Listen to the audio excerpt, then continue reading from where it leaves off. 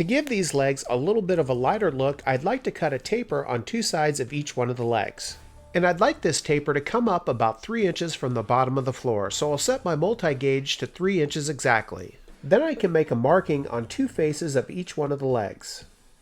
And I'd like this taper to make the bottom of the leg have a width of 1¼ inches. So I'll mark off each leg at 1¼ inch from one side, and then I'll connect the two intersections with one line.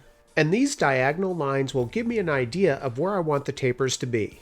To make this cut, I'm going to use a tapering jig. By using the markings that we just made, I can align my wood on the jig so that we make the perfect cut. Once one cut's made, we can now take the blank out of the jig, rotate it 90 degrees to make the second cut. And just like that, we have a perfectly tapered leg on two sides.